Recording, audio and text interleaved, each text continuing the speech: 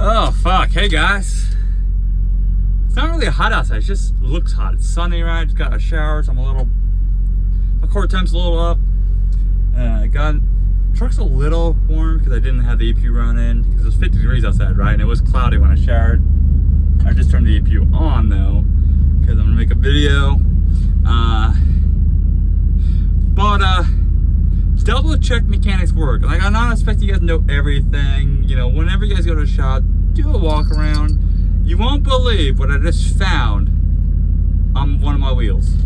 Now, I'm not saying, I've been chasing a vibration and this truck pulling to the right. Now the trailer's a piece of shit. It needs to be aligned, which is going to be aligned here within the next week or two. I just kind of, you can technically align a loaded trailer, just not a lot of shops know how, so most of them want you empty just because it's just easier for everybody, right? Or they don't have the tools, you know, the rotating platform, you know, stuff like that. Because when there's weight on it, everything doesn't want to move. It's easier. So, you know, if they're able to put it on a platform and just rotate the wheels too, that helps too. But a lot of them don't have the tools for that, so they just do empty weight so they can just manhandle it pretty much. Now, okay, I had Centromatics though installed on the steers months ago. I think at the end of Q4, but the truck's been, and well, I had the kingpins replaced too, and I was maybe convincing myself that maybe one of the kingpins on the right wasn't installed properly. I don't know. I mean, how the truck feels pre kingpins being installed and after kingpins being installed, they don't feel the same. Even with the pulling, right? It's way smoother. You know, it's not as floaty. You know, it just does this. Like, that's all it does, right? But it's not like all over the lane. Don't mind me. I'm sweating my ass off because I also did a little bit of work outside the truck. But it's also like, believe it or not, when I was chasing the problem with version of the kingpins, because I was getting 2 different answers from like 3 different shops, so it was like, it took me a little bit to chase that one down. But usually you get popping from kingpins, right? Didn't have that. The only time I had popping was when it was below like zeros, like -20 in North Dakota, and that was crawling speeds. Now, it's usually where you get the popping, but it was only going into craters and stuff, so it could also be leaf spring bushings, you know, from them being worn out too. So it's like, fuck. See? I tell people that, and they're like, well, so it's not when you turn? Nope, it's only when I go straight. And or normal turning, but usually I'm going straight, and I'm not really doing hard turns, you know, so it's not really having to like flex so much. And anyways, that's besides the point.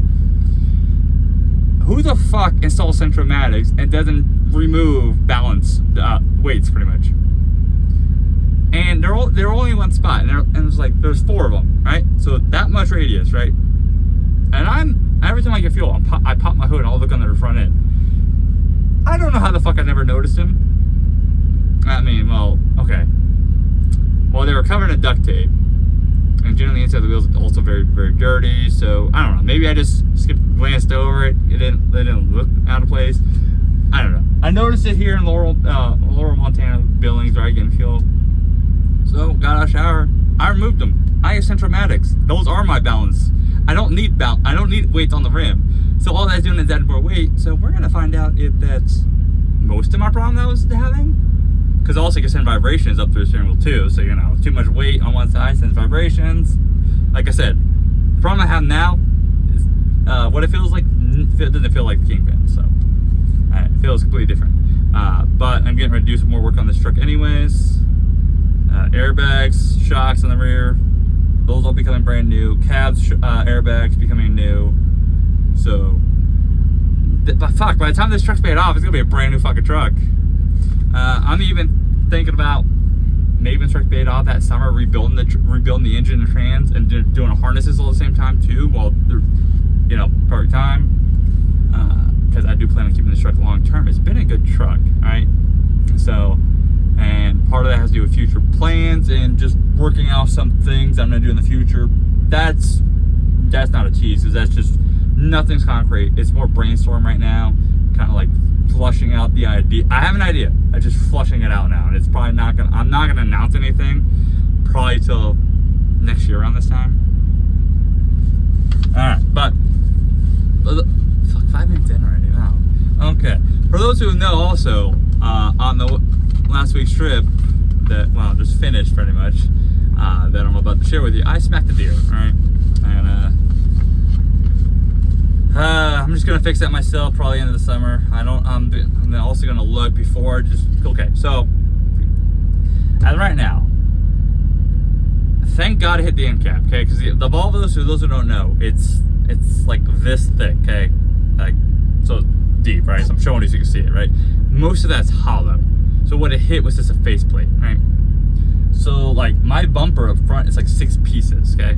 So you got the end caps, then you got the covers go over the end caps, and then you got the middle part that's also a shroud, but the radiator. Reason why I know I didn't trust that deer, considering he started running with me, as you guys saw, and then kind of hesitated and started running again. So I was like, if I'm gonna hit him, I'm just gonna aim for the corner, right? Because if you notice, I did this, and I was trying to keep him over here, which worked in my favor. So if I just keep the truck as it is right now, and replace what broke, but also add on the combo lights that Volvos can get, the fog lights / high beams, or driving lights that come on the high beams, which I probably will do too anyways, regardless of my decision. That whole setup's about $200, because that includes the middle shroud, the end caps, well, not the end caps, but the end cap, covers. He did get the underneath thing, so there's that. They're about $200 a pop, right? But the fog lights by themselves, with the driving beam, is about $300 for the pair. So that's a large. That's like that's a large chunk of it by itself. So $1,200 isn't too bad. I mean, whatever. I mean, honestly, kind of wanting more auxiliary light, anyways. Now the other idea I'm looking at. So $1,200. Okay, I know I can get a used. I'd rather have new, but because I don't know how it's treated, if it was always greased properly, so if it's been yanked on, etc. But a used moose bumper for about $3. But then again, you gotta add in the shipping, so I don't know. We'll see, right? Because there is some other that is still high on my list, but there's some other things I'm still need to do to the truck that I should just do it considering now. But I mean, I hit the deer in fucking Wyoming. I don't know. Get me out of the state of Wyoming, I'm fine, it seems. Like, I don't know. Alright, let me pull this out, right? So this load on the way up paid $7,500, right? For like 40 miles. What the fuck is it? I didn't pull it out in time, so give me a second. I'm trying to find. Haha. Forgot. It's also my first load out of Texas, so I didn't know how they worked, and it was a fresh load, which means 28 degrees continuous, or at least for this one, And there was 1, 2, 3, 4, 5, 6, 7, 8, 9, 10 stops. It was very light too, 31,000 pounds, 26 pallets. Truck got 7 MPG all the way up. Right, I did 60 though, right? And this was a fuck easy load. So a lot of these ones, like my first group of drop-offs were in Denver, okay? So, you have the US Foods and Centennial. Been there plenty of times. Easy peasy, in and out. No problemo. Yeah, I mean, I think I was only there for like an hour and a half. Then I did Starbucks. And see, what sucked is I only had 2 deliveries on Monday. And I had 1 pallet delivered at Starbucks, right? But my appointment was 2,200. But they came in at like 1,900. So I knew they were going to take me early. And I was being told they were going to take me early by my contact, right? Which these guys should know, a lot of these are repeat customers for everybody, right? So it's not like a normal broker. They had no reason to lie to me, right? Anyways, I was parked on the street all day, so it's not like I care. I'm already there. Come to find out, as they were like the day crew was leaving, the 1700, they would have taken my fucking one pallet all day. Like, I didn't know that. I've never been there. And that wasn't receiving. It was the shipping crew, and you know, like, it wasn't receiving crew. So I don't know. And then I got to find out after that the Costco in Aurora no longer has overnight parking until midnight. Thanks, fuckers. Y'all ruined it. The one thing Costco had going for it, well, then, wow, this Costco hit or miss with slowness. Anyway, you guys had to go ruin the Costco overnight parking. At least in that one. I don't know about the other Costcos. I haven't been there, right? Not recently. I was just there fucking not even a few months ago. I was able to park, you know, because they used to allow you to park 16 hours ahead of your appointment. But they don't allow you to park until midnight. So, what? Some of you guys out there, I swear. But that Costco also held me up. Like, my appointment was 1000 Tuesday, right? Checked in at, like, what was it? Like 9:30, some shit like that. Didn't get a door till like 11:30. Or no, 10:30. I didn't get out till 11:30. They forgot to unlock me. So that, spent 10 minutes pounding on the door for them to finally realize. I heard noise inside the dock, so pounding on the door, at the door next to me, for them to be like, oh shit, we forgot to unlock you. Yeah, so. But I also had a U.S. Suez delivery an hour away in Loveland. That wasn't gonna happen, so I gotta bring it to the cross dock. That been there so much, they knew, dude recognized me as soon as I showed up. I was like, yeah, I've been here for way too fucking much, if that's the case, considering he's just a cross dock. All they do is take it from me, my trailer, and redeliver it whenever. So there's a redelivery for me. That's all they are. But let me tell you, you know what, Colorado, especially north of Colorado, between Fort Collins and like was it 470? Whatever. I always forget the big loop name. You know what they should not get right now, especially when they're doing all construction, is torrential rain. It rained so fucking hard like as I was trying to leave out of there. Like, doing 20 miles an hour was too fast sometimes because it would just grayed out. Like, you couldn't see. Like, you just watch cars vanish. Yeah, that was, yeah. It took like an hour to go from Loveland to Fort Collins. Yeah, and I wanted to shower. I really needed a shower. And I was like, do I really want to stop at Johnson's Corner and shower with this door? Good thing I did, because it blew over while I was in the shower. So, but fuck, because I had to go be in Spokane by 0200 Thursday for Erm Stores. Let me tell you, that place is fine, like, warehouse-wise. But why have such a big-ass warehouse? It's just a tiny-ass little street. And if you know if it's tiny, like, you gotta find some ways to have guys, like, park inside and wait for dogs. I mean, I don't know, like, ridiculous.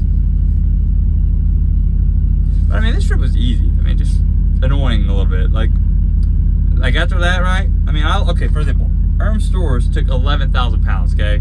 So I went from Colorado to Washington at like 25,000 pounds, right? Then I left Spokane. I was like 13,000 pounds. So, I mean, it was amazing once I left Colorado, pretty much. My MPG just skyrocketed. I averaged like 8.2, which is actually pretty good considering, you know the terrain I'm going into. 8.2, I was only doing 68, right? So, yeah, it's pretty good. Then I had to go to some places like Interbay Foods in Woodinville, Washington. That place is easy. Show up, in and out in fucking 20 minutes. But, caught all the fucking traffic. That sucks on the 405, all the construction. Definitely sucked. Then another Starbucks store, right? Another Starbucks down in Kent. This one had overnight parking. Don't fucking ruin it. It says appointment based, but I mean, I don't know. Like, most of the Starbucks treated me as first come, first serve. I mean, I only brought the guy one pallet anyway, so he didn't care anyways. But but my appointment's at 1700. They start receiving 1700. Unloaded it. I had to be in Kroger next morning, like 0800, so I just stayed at the Starbucks, and they're not where they unload. You see on the other side of the building, the north side of the building, right? By dock like 1 pretty much. And I just stayed there. It was quiet. And it was only like 20 minutes away from the Kroger. But let me tell you, by the way, I have never been to this Kroger after like 0600. It's a piece of fucking cake at like 8 a.m. I have a second in line that showed up. Well, I mean, granted, it's like, I think it was, I brought in 2 pallets, they broke it down to 4, right? So I should have ate like 7:30, second in line, got in the door right away. I was out by like 8:30. Honestly, I don't even think it was 8:30. I think it was like 8:10 I was out. So I paid the lumper immediately. Dude was so surprised when I walked in to get my paperwork. He's like, oh, you already paid? I was like, yeah, I already had the code. He's like, oh, okay. And then, got some of that bullshit rain down to Portland. So I had to go down to Portland, right?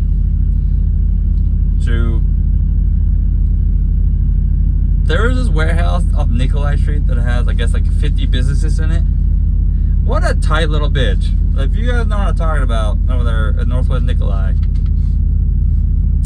Tight little bitch.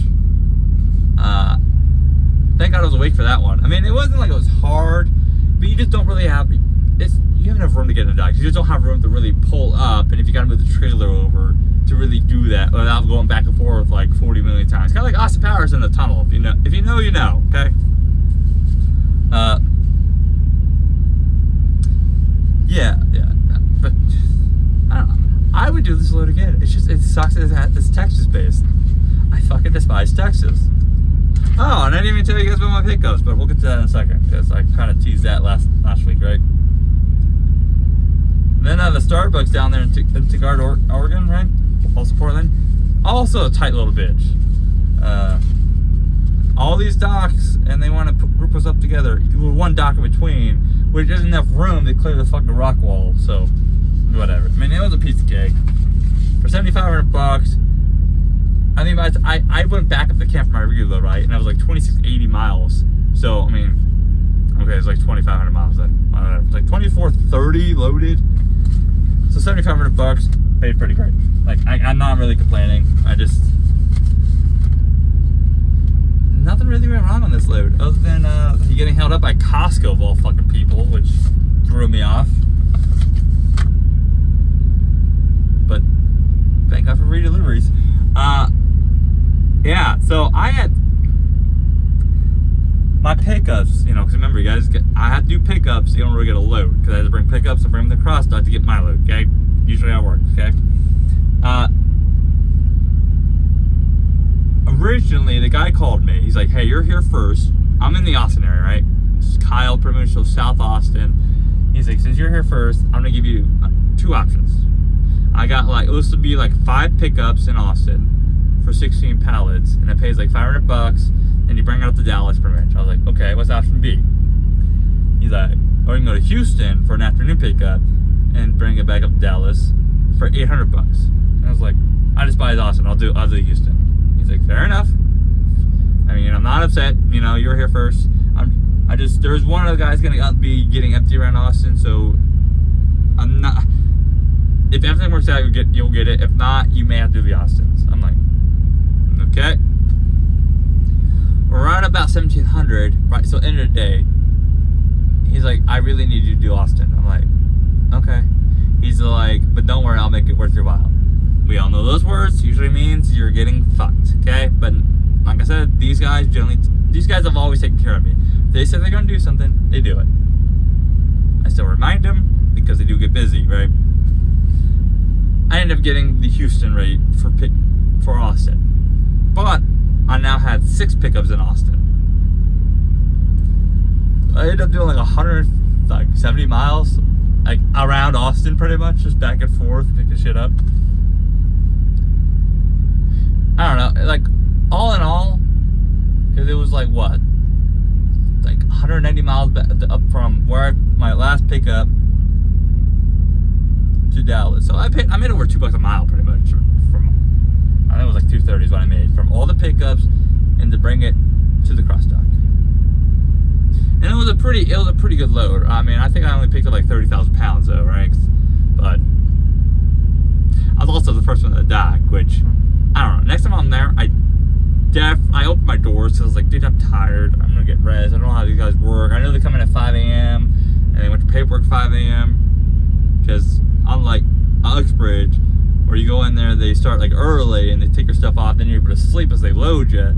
These guys, they come in and they yank everything off, they sort it, and then they load. So, like, I didn't get out of Dallas till like 1400, even though they started loading me like 800. So, I mean, pros and cons, right? Paid good. The 500 part sucks. I wish they had a drop box for paperwork or something. That'd be perfect, because then you could sleep in too, knowing that you're not going to get out of there for a bit, right? But next load's even better. Different, but better. But hey, you guys stay safe. Till next time. Bye.